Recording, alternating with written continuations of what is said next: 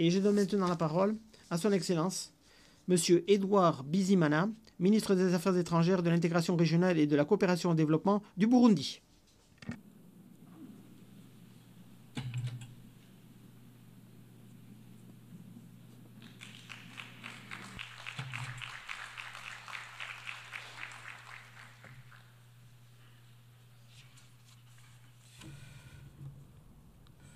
Monsieur le Président,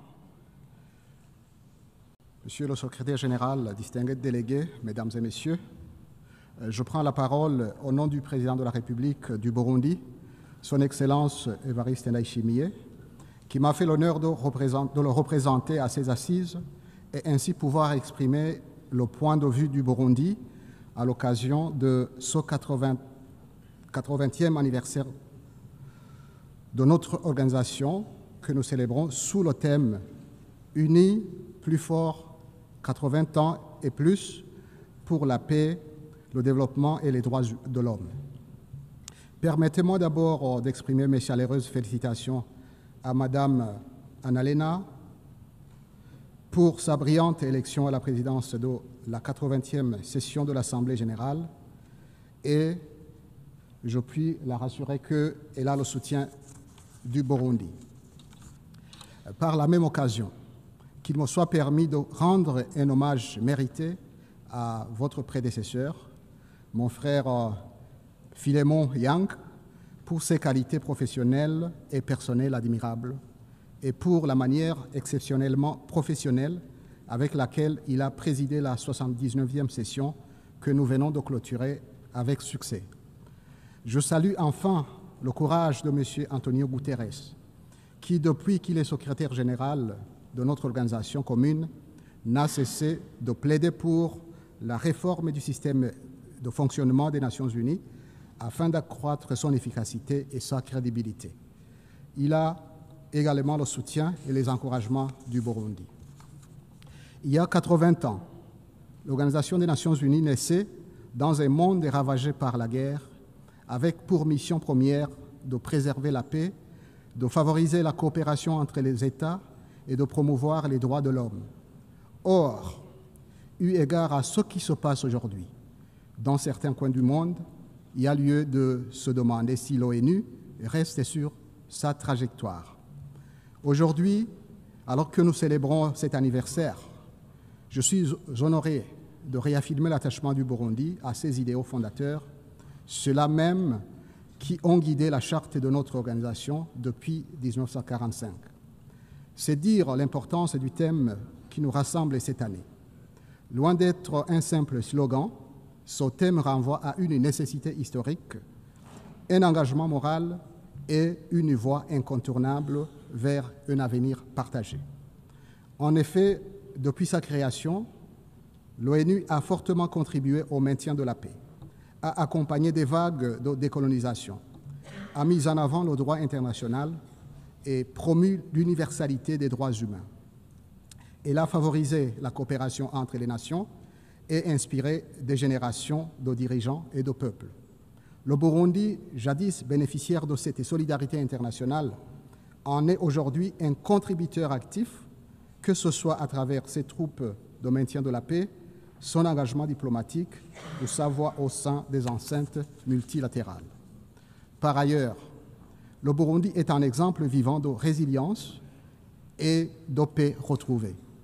Notre nation a traversé des moments très difficiles, mais par et grâce à la volonté de son peuple et de ses institutions renforcées, elle a pu tourner la page des conflits et a choisi la voie de la réconciliation, de la stabilité et du respect mutuel. Nous avons mis en place des mécanismes nationaux de justice transitionnelle avec une commission vérité et réconciliation qui poursuit son travail avec beaucoup de dévouement, de sérieux et de courage pour que les générations futures puissent bâtir des fondations solides sans haine ni esprit de vengeance. En qualité de membre du Conseil des droits de l'homme, le Burundi s'inscrira toujours en faux contre toute forme d'hiérarchisation et instrumentalisation politique des droits de l'homme. À cet égard, nous dénonçons les mécanismes spéciaux qui sont parfois imposées à certains pays, dont le Burundi, pour des raisons plutôt subjectives. C'est pourquoi je réitère la demande du Burundi de retirer l'initiative du mandat du fameux rapporteur spécial des droits de l'homme dans mon pays, qui depuis 10 ans publie des rapports biaisés et tendancieux sur le Burundi, comme si le Burundi et l'OTAN sont depuis lors figés. Monsieur le Président, au Burundi, nous avons fourni des efforts remarquables pour renforcer l'état de droit, lutter contre l'impunité et promouvoir les droits civils, politiques, économiques, sociaux et culturels. Des progrès notables ont été reconnus par plusieurs partenaires, aussi bien bilatéraux que multilatéraux, comme en témoigne notre coopération constructive avec ces derniers. Cependant, le rapporteur spécial ne semble pas remarquer ces avancées. Mais comme chacun le sait, la paix ne saurait être durable sans le développement. C'est pourquoi le Burundi s'est résolument engagé dans la mise en œuvre des objectifs de développement durable, avec une attention particulière portée sur l'agriculture en vue d'une réelle sécurité alimentaire. L'accès à l'éducation pour tous, à la santé, à l'énergie, à l'autonomisation des femmes et des jeunes, à la préservation de l'environnement, etc. C'est cet esprit qui fonde notre vision d'un Burundi émergent en 2040 et développé en 2060. Une vision pleinement alignée avec les objectifs de développement durable et qui constitue l'expression concrète de notre volonté de bâtir un avenir où chaque citoyenne, chaque citoyen pourra s'épanouir pleinement et contribuer activement au développement durable de notre pays. Monsieur le Président, Mesdames et Messieurs, en célébrant les 8 décennies de notre organisation commune, nous ne pouvons pas fermer les yeux sur les tensions, les conflits ouverts ou latents, les horreurs que nous observons à Gaza, en République démocratique du Congo, au Soudan, au Sahel et bien dans d'autres endroits de la planète. La violence à laquelle nous assistons ces derniers temps, et surtout l'indifférence et le cynisme qui l'accompagnent, ont atteint un tel degré qu'on peut parfois se demander où est passée notre humanité, notre empathie, notre sens du devoir, notre engagement de coopérer pour un monde meilleur. Il faut avoir à la place du cœur une pierre pour rester insensible face aux souffrances qu'endure la population de l'Est de la RDC et de Gaza. Face à cette situation, le Burundi croit profondément que seul un multilatéralisme rénové et équitable peut apporter des réponses durables aux multiples crises auxquelles nous faisons face. Les calculs géopolitiques poussant à l'indifférence, à l'inaction, aux 2 poids 2 mesures ou à l'égoïsme nous conduisent tout droit à l'abîme. C'est pourquoi le Burundi appelle à la paix, à une paix véritable, c'est-à-dire celle qui n'est ni sélective ni sujette à des intérêts égoïstes. La paix que souhaite le Burundi, c'est celle fondée sur le droit international, sur le dialogue, sur le respect de la souveraineté des États. Monsieur le Président, ni la paix, ni les droits de l'homme ne sauraient prospérer sans justice sociale, sans équité entre les nations.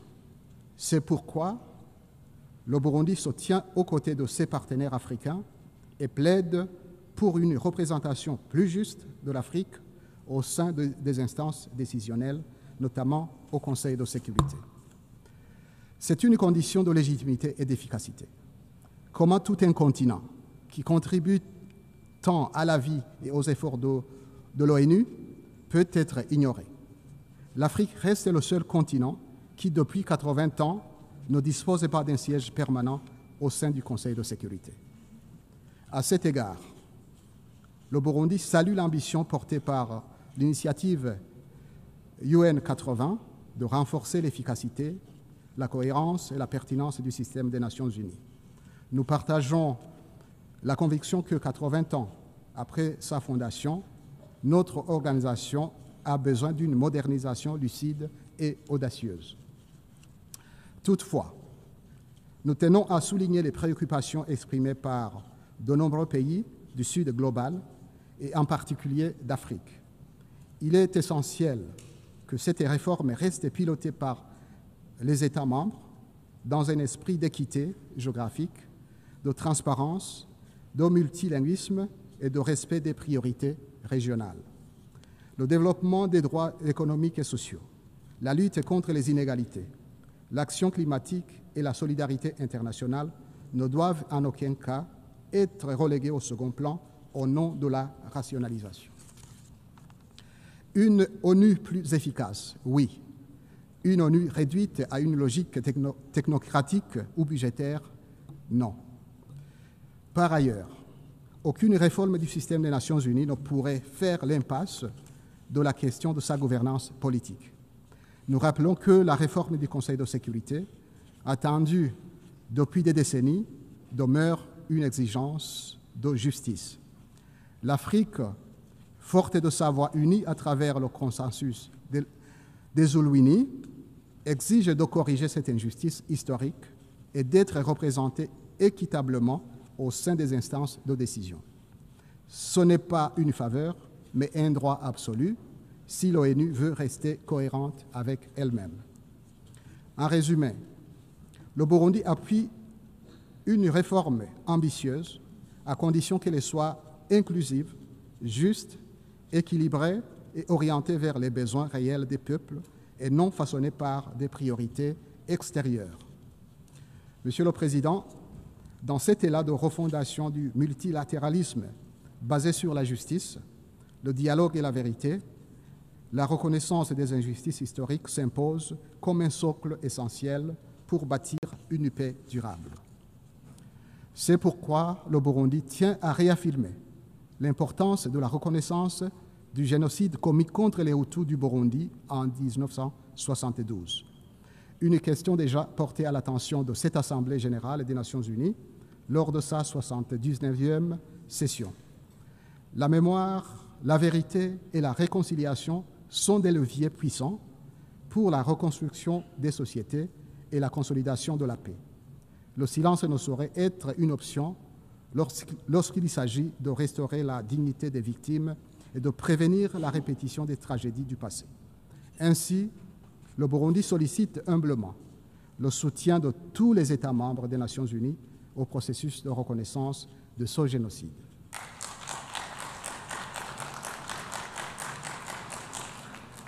Avant de conclure, Monsieur le Président, je voudrais réaffirmer la volonté du Burundi et son appel à cheminer ensemble pour un avenir commun.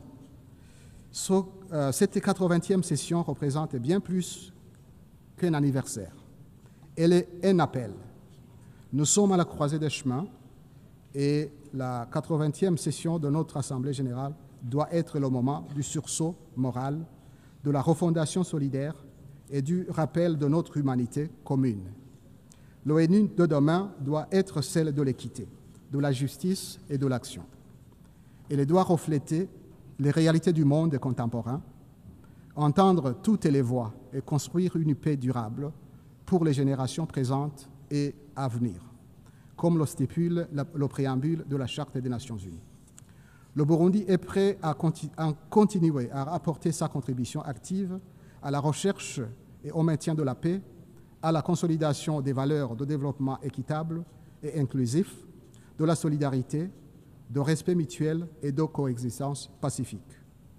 Car oui, c'est ensemble, mieux ensemble, que nous pourrons préserver la paix, garantir les droits de l'homme et assurer un avenir digne à nos enfants. Il en va de la crédibilité et du sérieux de notre organisation commune. Je vous remercie, mesdames et messieurs.